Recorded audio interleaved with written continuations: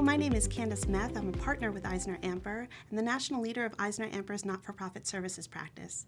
Joining me today is Will Fowler, the Chief Financial Officer of Michael J. Fox Foundation for Parkinson's Research. Will oversees both finance and operations, is actively involved in the strategic planning, as well as technology and the accounting. Thank you so much for joining me today. It's my pleasure. Thanks for having me. Would you mind just giving us a little bit of a background and history of the foundation? Absolutely. Well, the Michael J. Fox Foundation for Parkinson's Research is the largest nonprofit funder of Parkinson's research in the world. Our mission is to find a cure for Parkinson's disease through an aggressively funded research agenda and the development of new therapies to help people living with Parkinson's today. We were founded by a patient, Michael J. Fox, and patient centricity is at the core of everything that we do.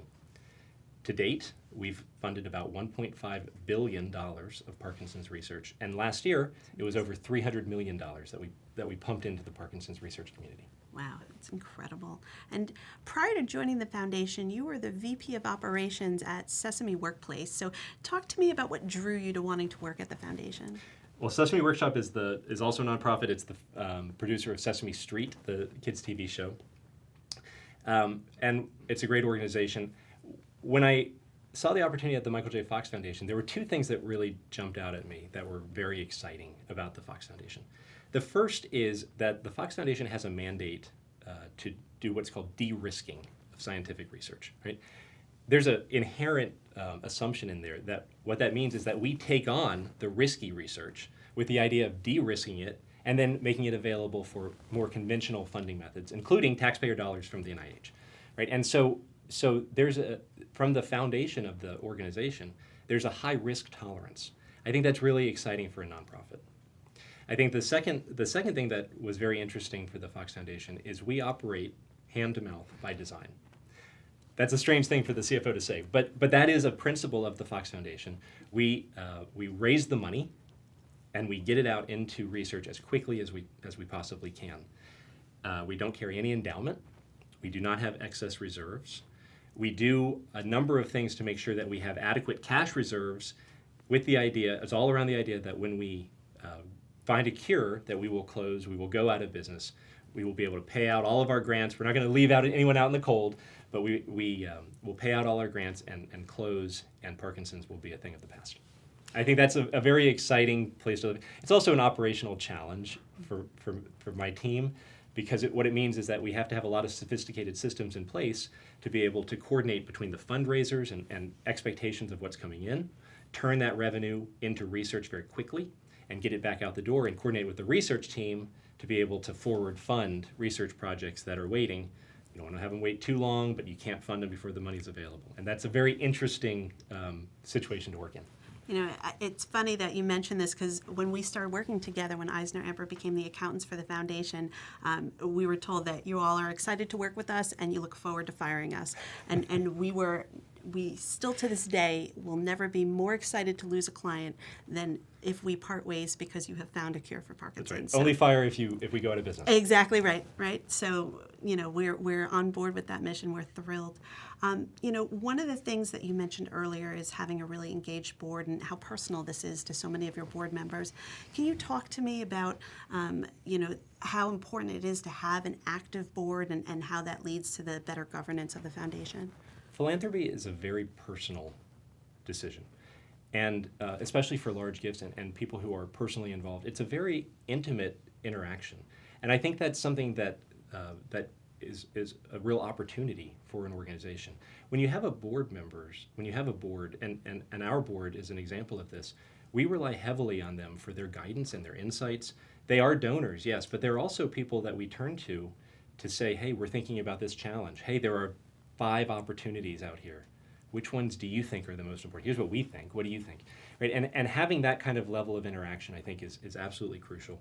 It does mean that there needs to be a real relationship and an ongoing involvement from the board and the management team. And that's something that's desired, and I think it's something that when it exists, it's a very healthy and powerful thing. If we were to look at a 3-year horizon, what do you think is the biggest opportunity for the foundation? I think that a lot of times opportunities and risks go in pairs. And so the biggest opportunity is also always the biggest risk for us. When I think about it, our biggest opportunity is that I think success begets success. The organization has grown a lot. I think that we're proving that we're able to operate at a higher capacity and have the capacity to process really large gifts and put them to work very effectively, very quickly. I think that the risk that's a corollary with that is mission creep, right? And that's something that we're very aware of.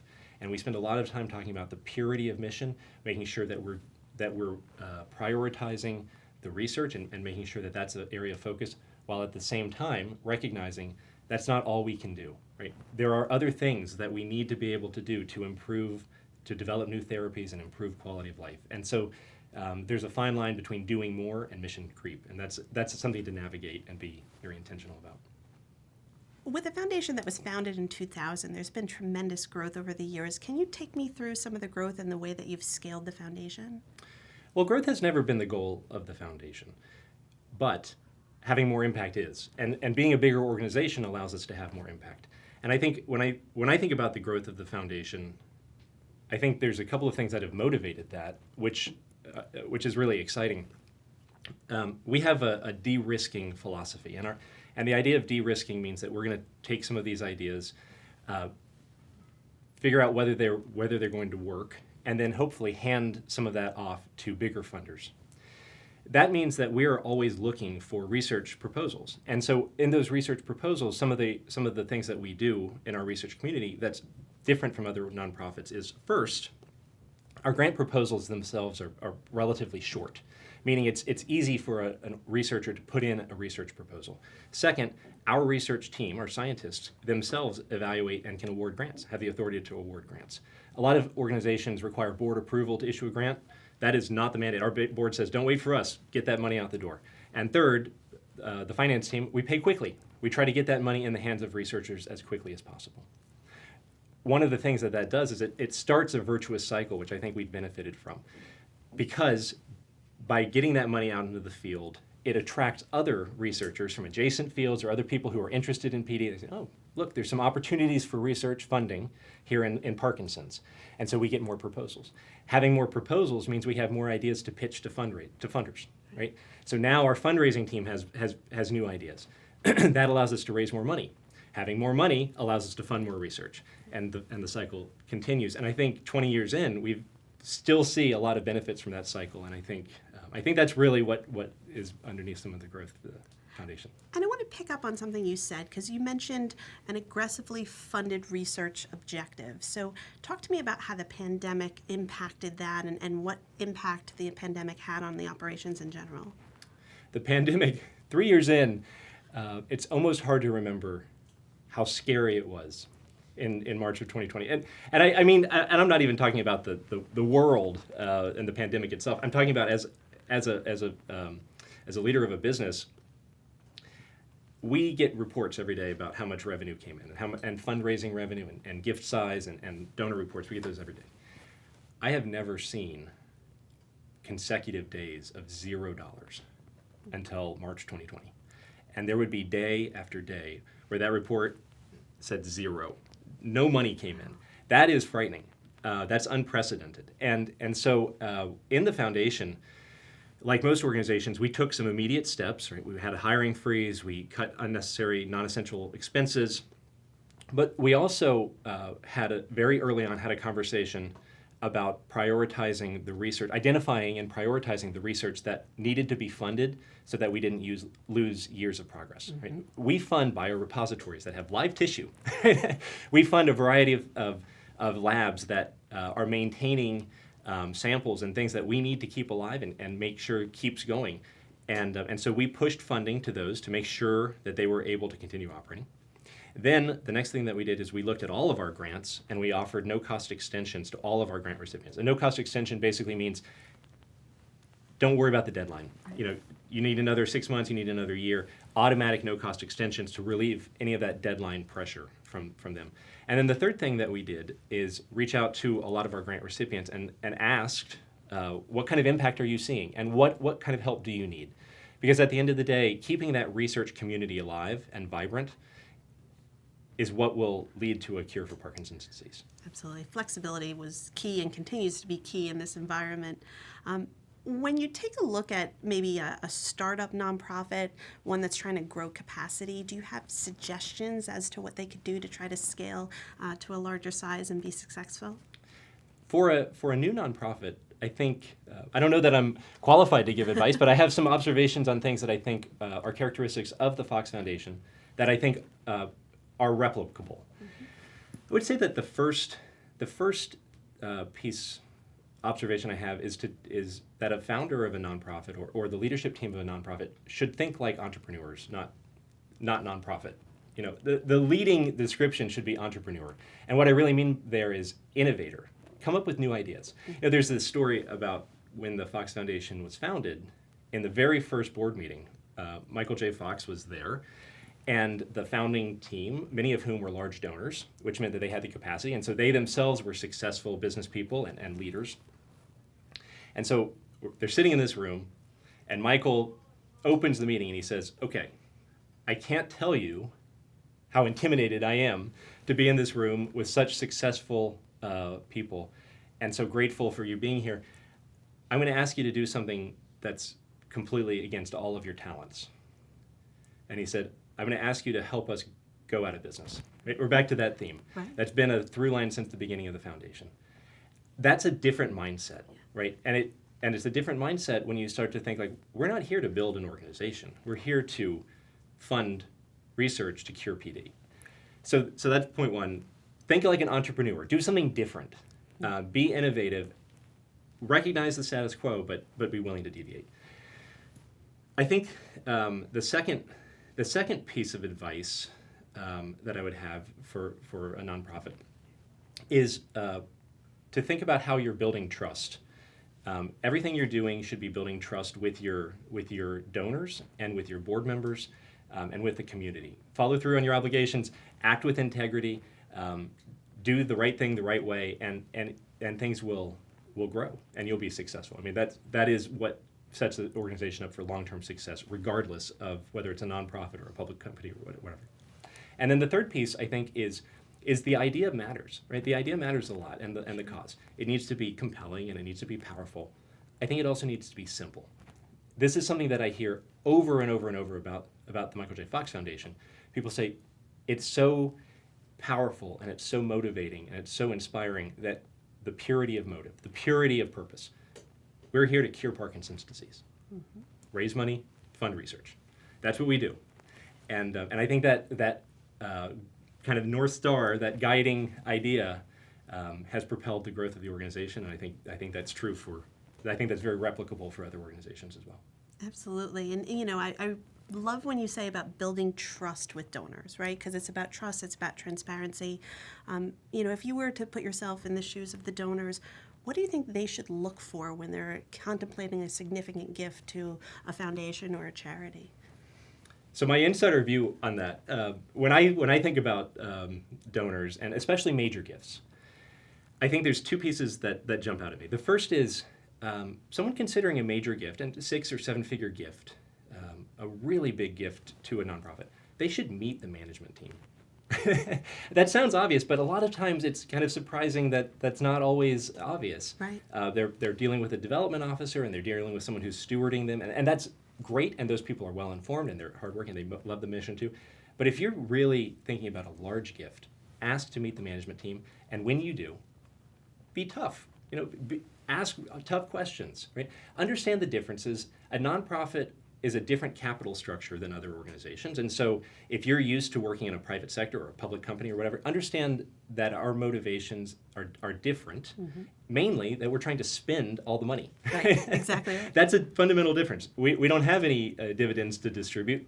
We need to operate and get money out the door and spend it. So understand and appreciate the differences, but ask the tough questions. Ask about the philosophy and the management and the organizational capacity. I think the second piece of advice is probably even more important, which is to be bold. Give big. I think it's important to concentrate your philanthropy. Concentrate your philanthropy. Right. There's this old saying that wealth is made in concentration and protected in diversification. And I think that's actually true in impact as well.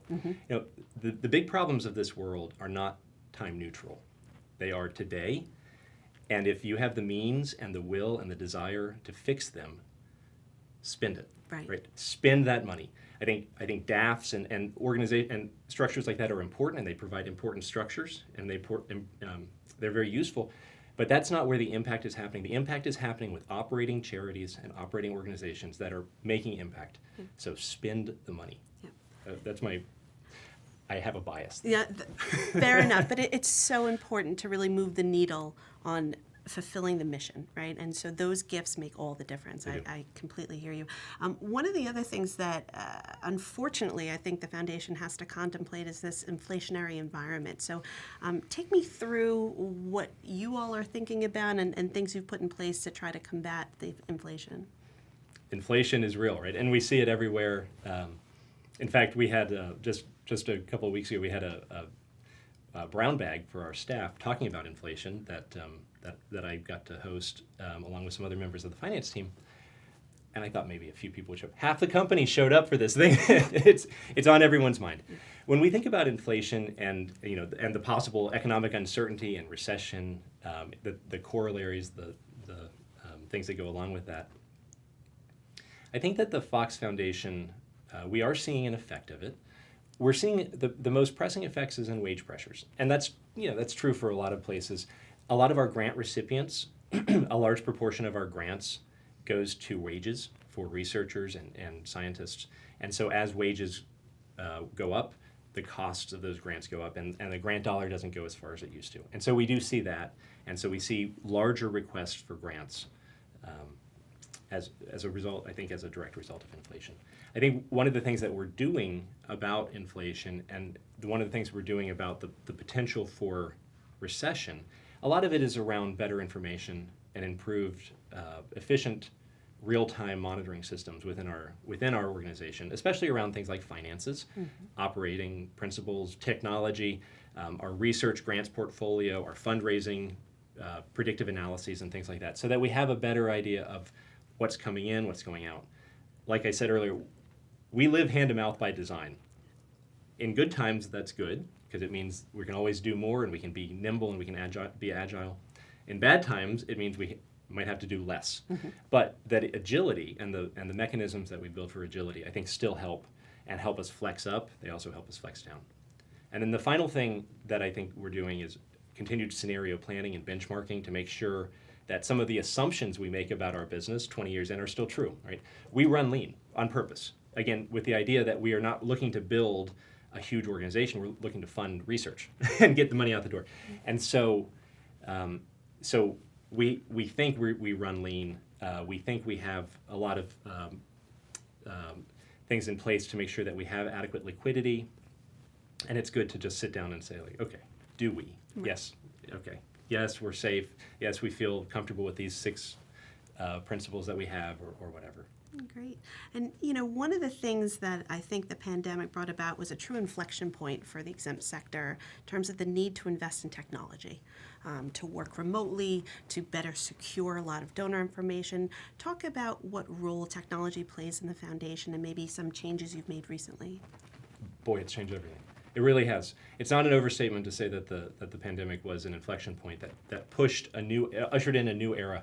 I would say that the 3 things that are most obvious that are different, and that we rely on technology. The first is virtual events. Virtual events were kind of a occasional thing that you would see pre-pandemic. Now it's everywhere, right? Even our live events have a virtual component a lot of the times, and so to have a virtual event, you need a technology stack.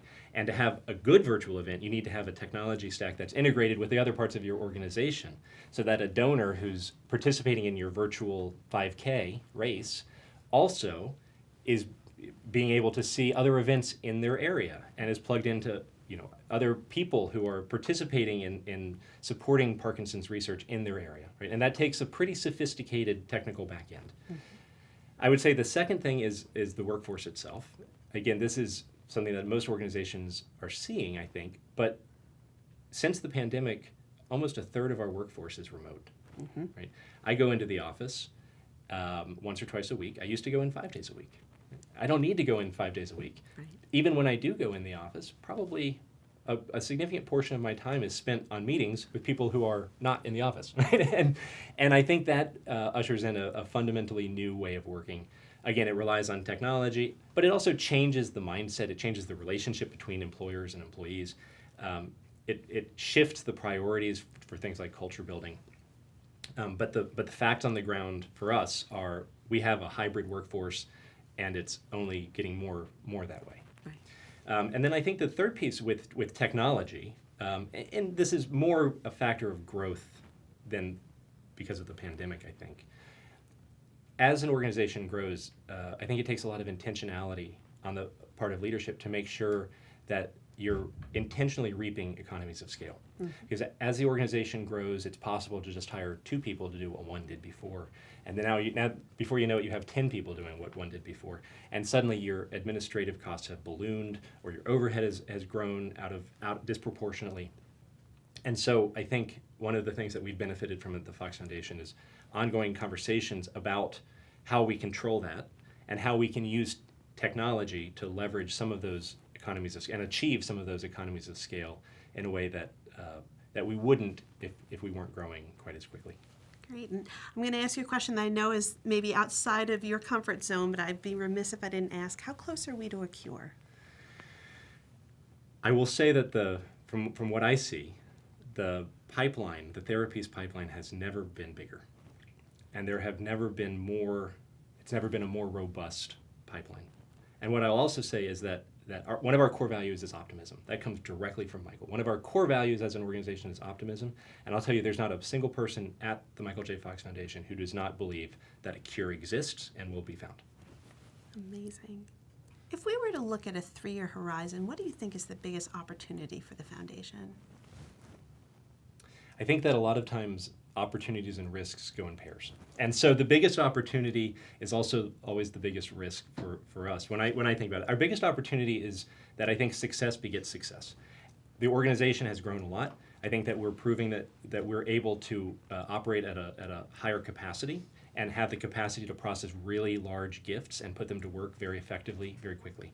I think that the risk that's a corollary with that is mission creep, right? And that's something that we're very aware of. And we spend a lot of time talking about the purity of mission, making sure that we're prioritizing the research and making sure that that's an area of focus, while at the same time recognizing that's not all we can do, right? There are other things that we need to be able to do to develop new therapies and improve quality of life. And so there's a fine line between doing more and mission creep, and that's something to navigate and be very intentional about. Well, thank you so much for participating today. It's been a joy to talk to you, and look forward to seeing what the foundation does next. Well, thank you for this opportunity.